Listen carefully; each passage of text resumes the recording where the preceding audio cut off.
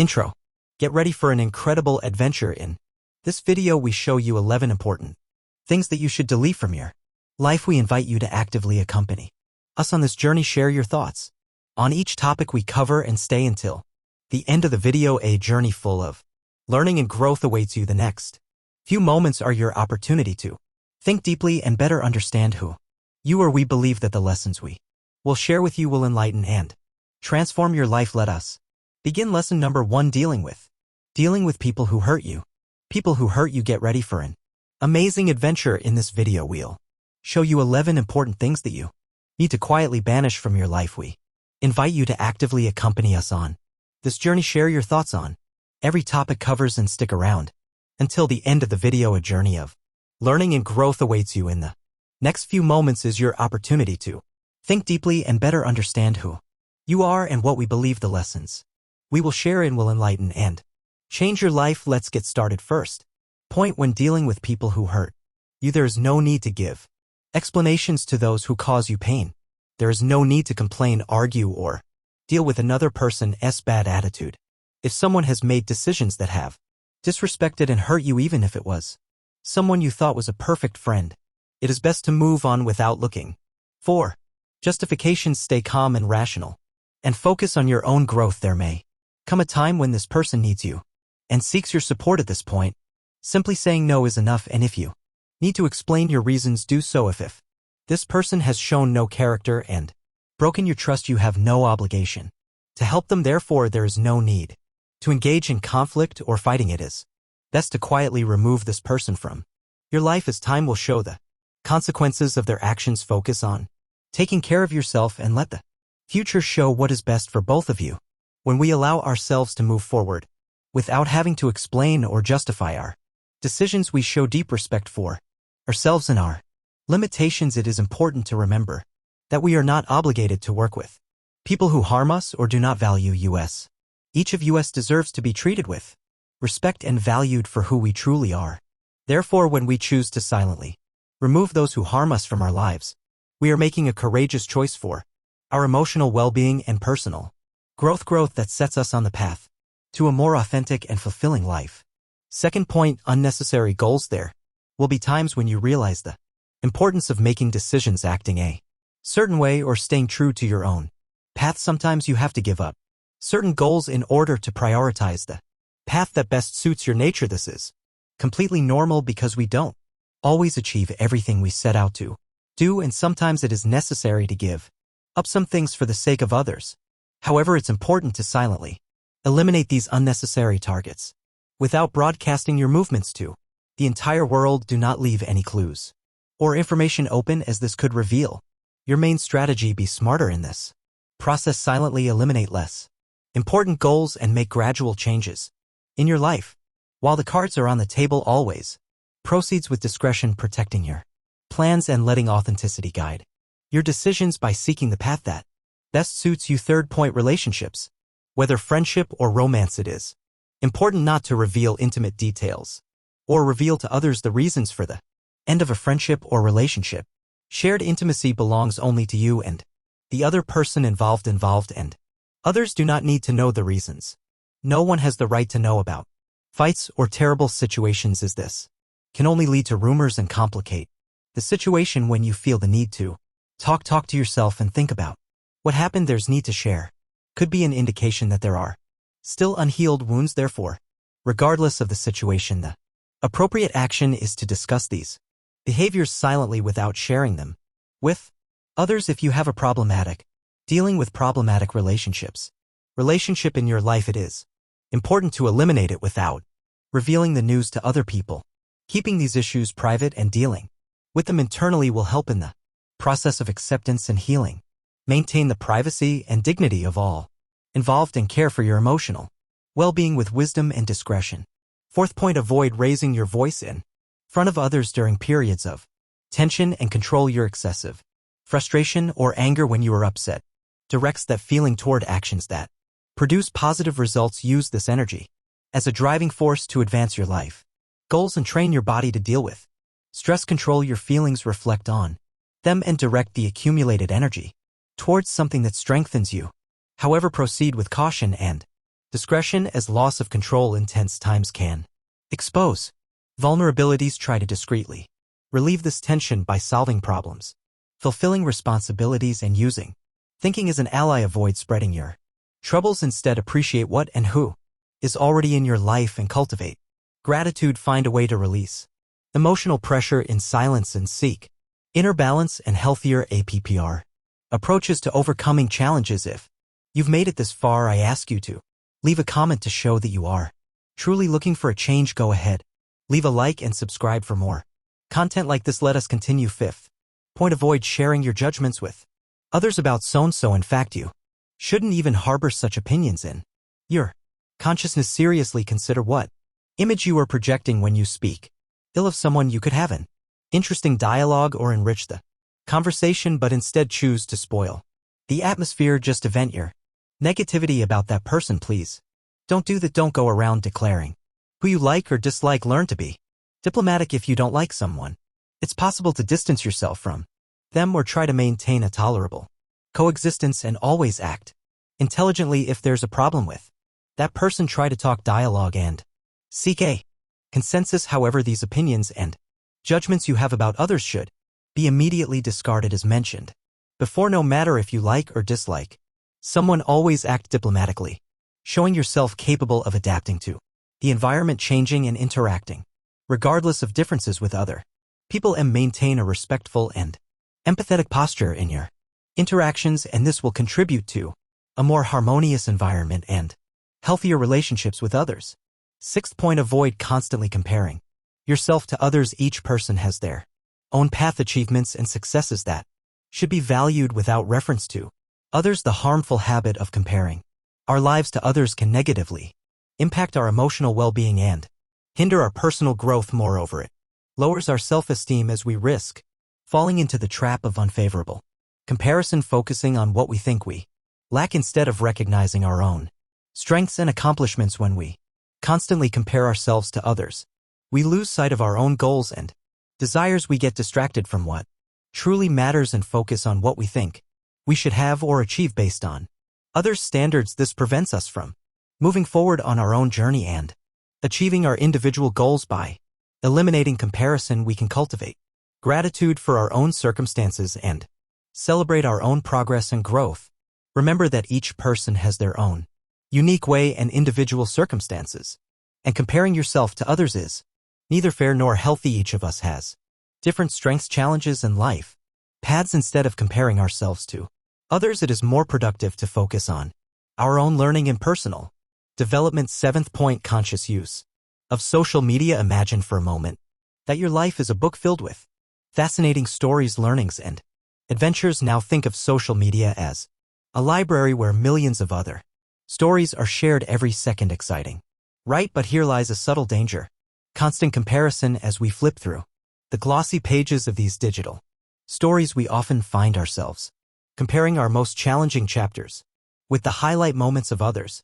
This comparison, often unfair and unrealistic, can lead us into a cycle of dissatisfaction and envy. See how this can be harmful. With this in mind, it's essential to learn to limit our consumption of these digital stories. Imagine needing to visit this digital library with a clear purpose. You enter, look for exactly what you need, whether it's connection, inspiration, or information, and then leave, returning to the reality of your own book, the book of your life. But how do you do this in practice? Start by defining specific times of the day to check your social media instead of getting lost in it at every moment, be it during breakfast, a break at work, or at the end of the day. This helps create a structure that prevents social media from dominating your time and thoughts.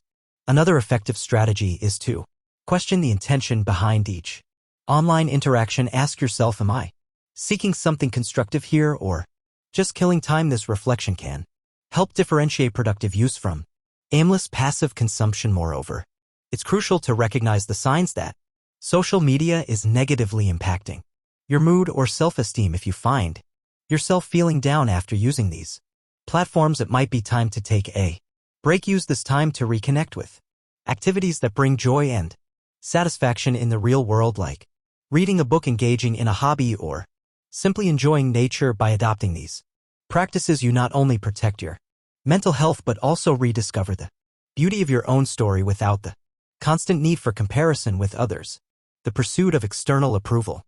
Stories. Remember, each of us has a unique path to walk filled with highs and lows, triumphs and challenges, and that's exactly what makes each story, including yours, so valuable and unique. And so as we bid farewell to this topic, I invite you to reflect on how you can start writing the next chapter of your story today with less influence from the digital world and more focus on what truly matters in your life. Let's embark on this journey of self-discovery and growth together. Take charge of your life with the wisdom of history's greatest philosophers. Stoicism in the 21st century is your guide to resilience, well-being, and prosperity. Turn challenges into triumphs, stress into strength, uncertainty into clarity. 8th point, the pursuit of external approval. We live in a world where often a person's worth seems to be tied to others' perceptions, but today I invite you to explore the liberation that comes from breaking free from this incessant search for approval. Imagine yourself on a stage under the spotlight. Around you a crowd of expectant faces, each with an opinion on how you should act, speak, and be. Can you see how suffocating this can be? Now visualize yourself stepping off that stage and entering a peaceful and serene space, a place where the only opinion that truly matters is your own. This metaphor illustrates the importance of recognizing and valuing your own inner voice above the external noise. When we base our actions and decisions on the quest for approval, we drift away from who we truly are and what we genuinely desire. It's like constantly trying to wear an outfit that doesn't fit just to please others. Now think about the times when you felt most fulfilled and content. They were probably moments when you were aligned with your own values and beliefs, regardless of what others thought or expected. This is the essence of living or authentically. But how can we practice this in our daily? How can we practice this lives? It starts with small steps. For instance, the next time you're about to make a decision, ask yourself, am I doing this because I truly want to or because it's what others expect of me? Learn to trust your intuition and recognize your own desires and needs. Another powerful practice is strengthening your self-esteem. Value your qualities. Celebrate your achievements and learn from your mistakes. Remember, self-acceptance is an ongoing process, and every small victory counts. And finally, cultivate relationships that support and encourage you to be your best self. Surround yourself with people who respect your individuality and encourage you to express your true essence. By freeing ourselves from the need for external approval, we open the doors to a more authentic and rewarding path. It's a path that allows us to be the true protagonists of our lives, writing our own stories with the ink of authenticity and courage. And with that, we conclude this second topic, hoping it serves as an invitation to reflect on how you can live a more authentic life, true to yourself, away from the shadows of others. The way we handle our relationships. Approval. 9th point, the way we handle our relationships, whether in friendship or love. Relationships are like mirrors, reflecting various facets of our lives, and they bring experiences that shape who we are. But there's a delicate line here, the line of privacy and discretion.